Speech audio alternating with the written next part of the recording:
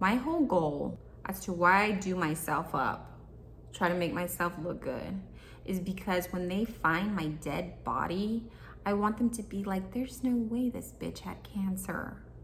Today I'm going to be talking about a few things that I have learned along the way. A lot of people are very unfamiliar, just as I was before I got diagnosed.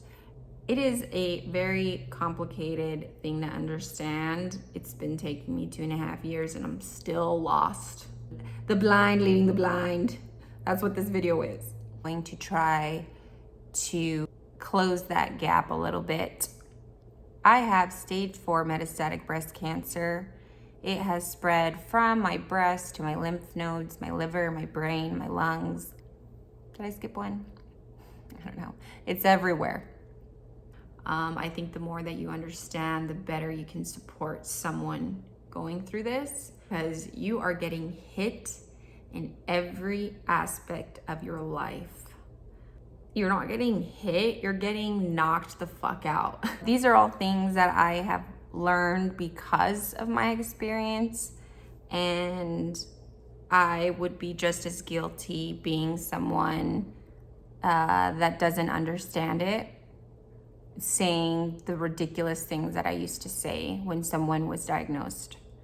The first thing to understand about cancer is that every person's story is very individual, it's very unique, and it's very complicated. So if your family member beat cancer or passed away from cancer, it could be the same cancer. It does not mean it's the same story for someone else with the same cancer. So to better explain that, if you have a family member that had breast cancer and I have breast cancer and you see me on the street and you tell me you'll beat cancer because my mom beat cancer, that is the most ignorant and ridiculous thing you could possibly say to someone. To help you understand how it works, I first need everyone to understand that each diagnosis is very individual. It's very, very complicated. It's a lot to learn, it's a lot to take in, but I'm gonna do my best to tackle this. I'm going to be talking about the stages for breast cancer, and I'm gonna just group them as stage 0 through stage 3, and then stage 4. But I want people to be aware that depending on what cancer a person has, there are different ways of staging it. For breast cancer, you also have stage 2A, stage 2B, but I'm just gonna basically talk 0 to 3, and then stage 4. Then you have subtypes. Subtypes are basically a category of your type of breast cancer. I first did my research, 70% of breast cancers were having to do with your estrogen, whether you were estrogen positive or negative, progesterone positive or negative. Then there was HER2, which is in 20%. There's HER2 positive, HER2 negative. I have HER2 positive. And then there's the 10%, which is triple negative, triple positive. And that is the more aggressive subtype. However, your stage of subtype matters, and your unique body matters. You can have 2 women or men with the same exact cancer, breast cancer, the same subtype, HER2 positive. They're both stage 2. They did the same chemo protocol, and one person can respond and one person cannot. Or the cancer comes back in one person but doesn't in the other. And it is the same breast cancer, it is the same subtype, but each person's body, the way that their body responds to the chemo and to the cancer is very unique. So there are different treatments. You're either gonna have a procedure, radiation, chemo, or surgery, or you're gonna opt out and have no treatment. You might have a couple, you might do surgery, you might do chemo. It just depends on your individual story. And for stage 0 to 3, there will be a point where most likely, for most cases, you will reach a cancer-free time. You finish your treatment, whether it was surgery, chemo, radiation, and now you're cancer-free. For stage 4 people, you're gonna have the same treatment options. Maybe you need procedures, radiation, chemo, surgery, but you're going to be on that treatment protocol most likely forever. Stage 4 is incurable. There will be no point where I am no longer needing treatment. I will need treatment for the rest of my life. It is incurable until it's a miracle of some medicine comes about. It is an incurable terminal diagnosis. Now, if you choose no treatment, you kind of have a whole other ball game. There are people that do no treatment and they still live another 10, 15 years. And it's most likely because they had a very slow growing cancer. So to move on to the next subject, I want to talk about remission and being cancer-free versus chemo-induced remission. People that have the lower stages, 0 to stage 3, I am in no way saying that they become cancer-free and now things are rainbows and everything's just best ever. Once you have been diagnosed with cancer, your body and your life is never the same. If you have a loved one with the lower stage, it will shake you to your core. It will change you forever. Your body will never be the same, whether you had chemo, whether you had a surgery. So there is no shade being thrown to the lower stages whatsoever. I will say it is just a difference because stage 4 means you are perpetually on treatment forever. So your treatment is going to be more focused on your quality of life versus trying to make you cancer free. And that is a huge difference, and that is a huge takeaway from this video. I get scans every 9 weeks, and when people ask me, are you cancer free? That's not on my plan. Asking me that sometimes hurts my soul because I have to explain it over and over. It's not actually how it works. And let's just say my scans say I'm cancer free.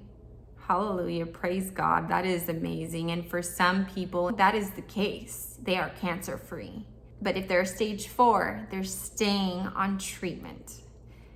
What you can hope for on the scans is that your cancer remains unchanged.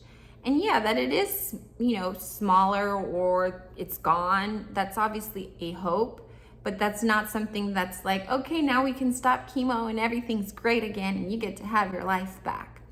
You stay on treatment forever. And we get the scans and we hope that there's no change. No growth, no new tumors or anything like that. That is the difference of stage 4 and stage 3 and below. I am on 2 different chemos at the moment.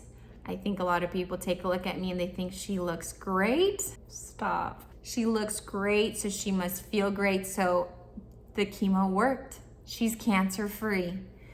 And although I'm being very responsive to the chemo, it's all I can hope for from the chemo, from God, from the universe. No news is good news. But I have been duped before, and the way that this cancer plan works is that you hope a chemo works for a really long time, but you know that there will be a time when your cancer adapts and that chemo no longer works. So you have to change chemos, and you hope that the new chemo attacks the cancer before it goes in other places or grows really fast or gets really big.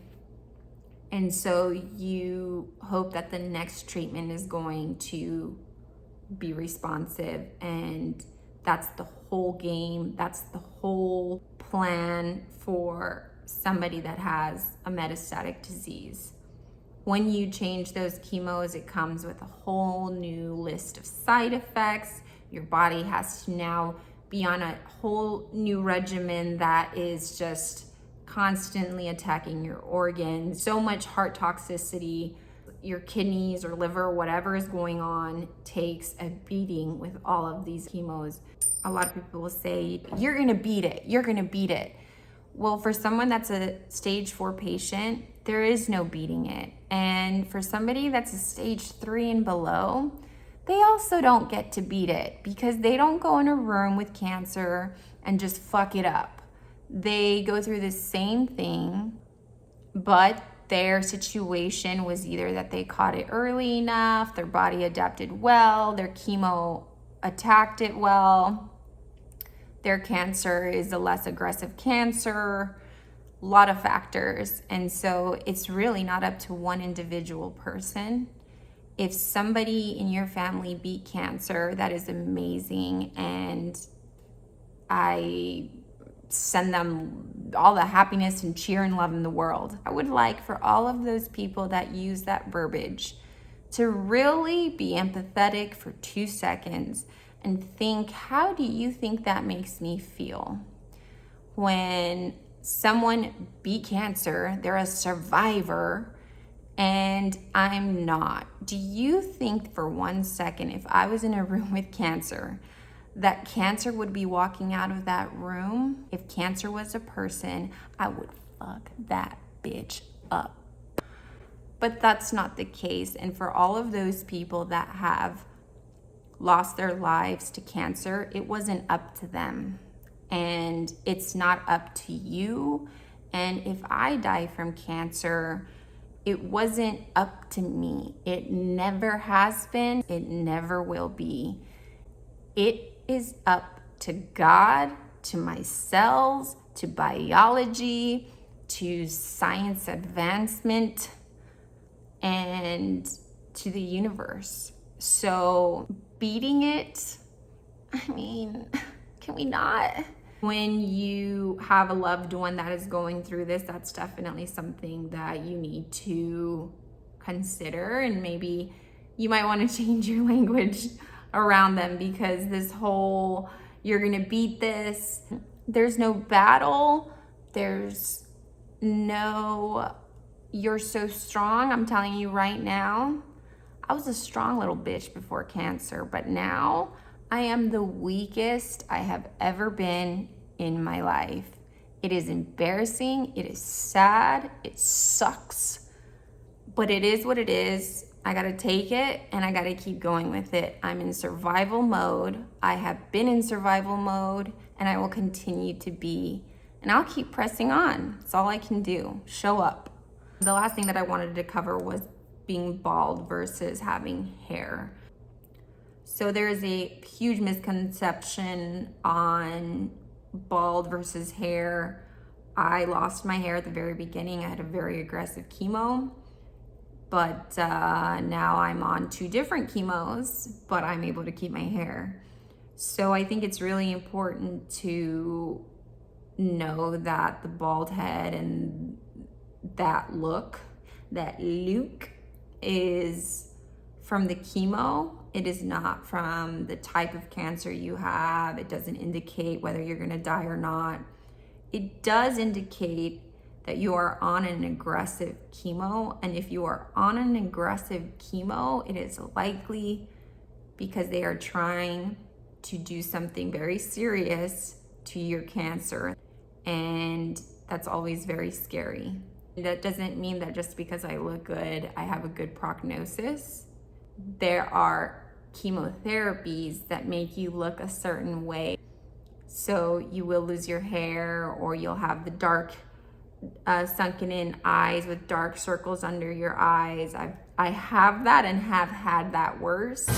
And there's just a lot of things, hair loss, which right now my hair is thinning out. Oh no, she didn't.